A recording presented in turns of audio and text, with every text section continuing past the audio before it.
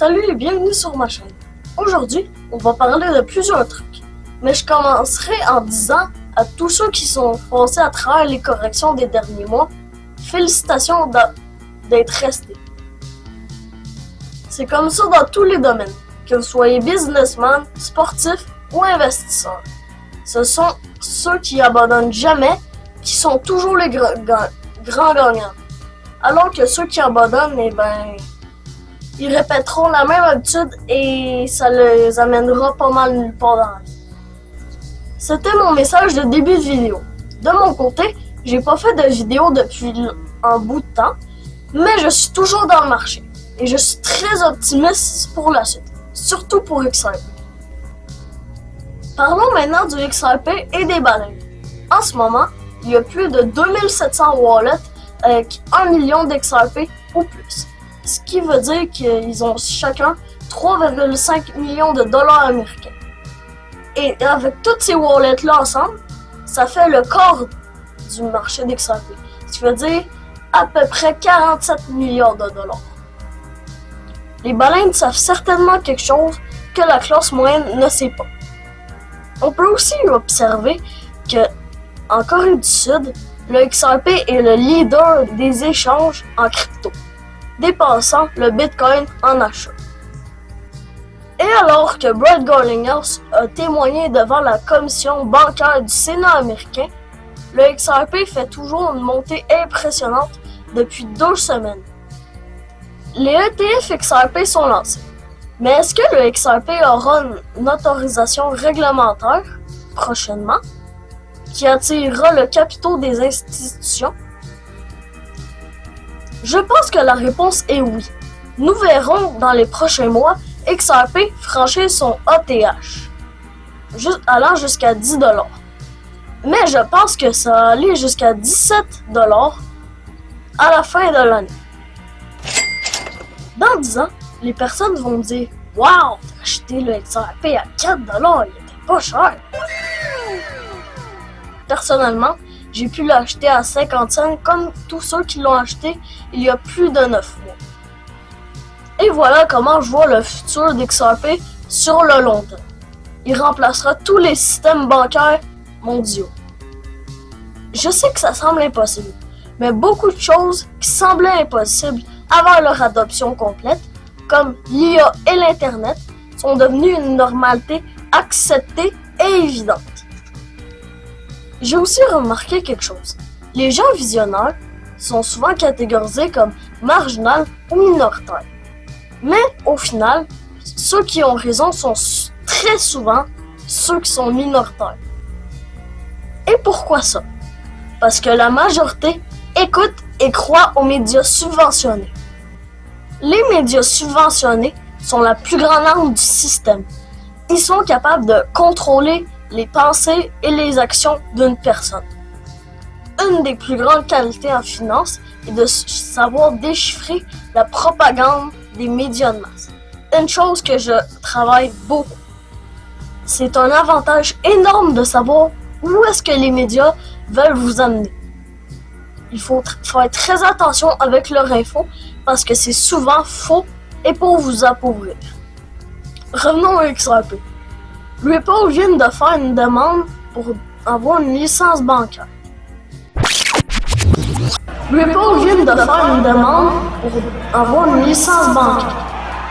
C'est une nouvelle majeure.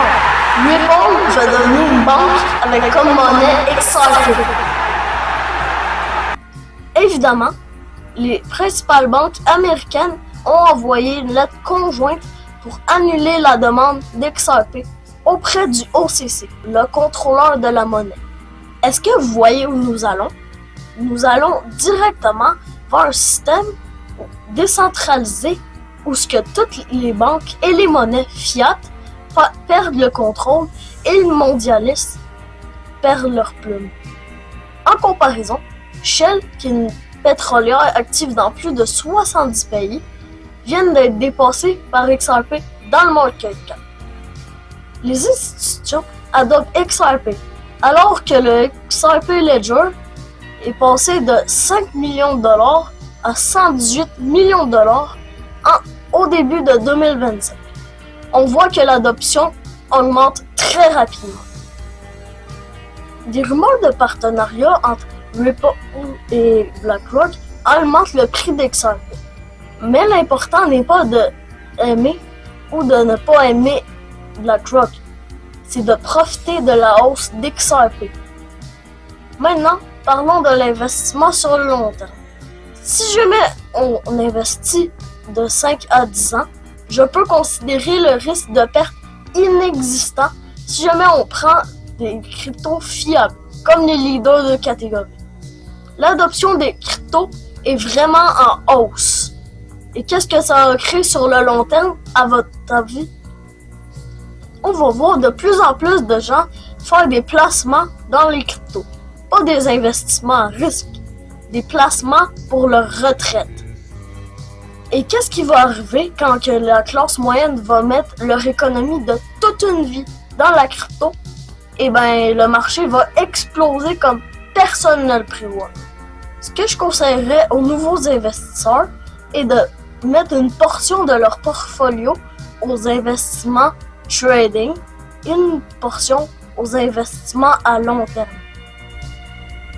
En résumé, votre portion trading devrait être la portion que vous êtes prêt à perdre. Parce que c'est clair que l'expérience, c'est pas gratuit et c'est en perdant quelques montants que vous allez en gagner. C'est comme entendre quelqu'un vous dire qu'il a perdu son investissement. On appelle ça un savoir. On sait qu'il a perdu, mais on ne l'a pas vécu. Alors que perdre soi-même sur un marché financier devient une connaissance. On connaît nos erreurs et on connaît les émotions qui viennent avec l'achat ou la vente. On appelle ça l'expérience. Et une fois vécue, elle fait partie de vous pour toujours et personne ne peut vous l'enlever. C'est donc celle-ci qui vous fera gagner. Un autre de mes conseils pour ceux qui commencent dans les cryptos est de mettre des petits montants, du genre 200 à 2000. Pourquoi ça? C'est simple. Ceux qui deviennent millionnaires à leur premier cycle sont des privilégiés. Et on peut dire que ça n'arrive pratiquement jamais. Alors si vous voulez apprendre et comprendre les bases du marché et certaines astuces, c'est mieux de commencer avec de petites mises. C'est certain que dans un cycle, quand on débute, on va faire des erreurs, 5, 10 ou même 20 fois. Et souvent, ce sont des grosses erreurs. Un autre de mes conseils est, soyez patient, étudiez le marché et surtout, fiez-vous à des YouTubers qui n'ont pas de conflit d'intérêt et qui ont une vraie expérience. Les bons parleurs sont nombreux, mais ceux qui font des gains sont plutôt rares. Le premier cycle devrait être un cycle où on apprend les bases du marché et les astuces, alors que le deuxième cycle est le cycle où on fait les gains. Côté politique, on a vraiment des bonnes nouvelles. Le Genius Act va favoriser la tokenisation des actifs réels. Donc, toutes les cryptos IWA comme Chainlink et Ondo vont être favorisées à la hausse. Comme Paul Atkins l'a dit, si ça peut être tokenisé, ça le sera. Alors que Brad Garlinghouse qualifie la loi Genius Act comme moment véritablement historique et comme une avancée majeure pour XRP. Avec Genius Act, les stablecoins vont être directement adossés au dollar avec des audits annuels et des rapports publics. Oh my God! Le Genius Act va être adopté par la Chambre des représentants. Et, en même temps, les ETF XRP seront approuvés. Je pense que j'ai pas besoin d'expliquer la suite. Le XRP va décoller comme une fusée dans les semaines ou mois à venir. Pour les sceptiques de Trump, la loi anti-CBDC va certainement être approuvée très prochainement, elle aussi. Ce qui empêchera la monnaie numérique gouvernementale de mettre un contrôle sur la masse. Et en plus, Ripple conclut plus de 300 partenariats avec beaucoup de grosses entreprises comme Mastercard et plusieurs grosses institutions. C'est le moment où tout s'aligne pour une montée parabolique. Et étrangement, aucun média n'en parle. C'est les mêmes médias qui vous diront que la Terre brûle à cause que vous avez une auto à essence et des pets de vache.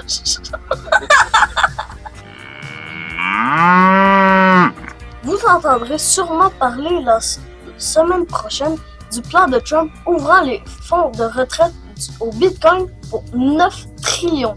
C'est 9 000 milliards. Le décret de Trump permettra d'allouer les épargnes retraite au Bitcoin, ainsi qu'à des investissements en or et en capital investissement. C'est une révolution pour les citoyens menée par un gouvernement libertarien. L'Australie devient le premier pays à accorder un prêt hypothécaire avec du Bitcoin. Une maison australienne moyenne coûtait environ 627 Bitcoins, soit 351 $ en 2016. En 2024, ce prix était tombé à 4,3 Bitcoins, soit 170 $. Vous voyez l'inversion du processus d'inflation du dollar. Le dollar appauvrit les citoyens, alors que le Bitcoin et l'or enrichit le citoyen. Je termine avec un mot sur l'or, qui redevient une source d'adossement au fiat, alors que le fiat n'a plus aucun adossement avec le pétrole depuis le 8 juin 2024. Les gouvernements de plusieurs pays sont en train de vider les stocks mondiaux. Le point majeur avec l'or est qu'il est sans risque sur le moyen long terme. Mais présentement, c'est la meilleure opportunité avec l'argent, le silver, qui est en réévaluation complète. Comme me dit un grand investisseur, si tu ne possèdes pas d'or et d'argent, c'est que tu ne connais pas l'histoire. Retourne étudier. Je vous souhaite à tous beaucoup de prospérité et de santé pour 2025. Et surtout, profitez bien de votre été pour être actif physiquement. Merci et à bientôt. Never sell your Bitcoin until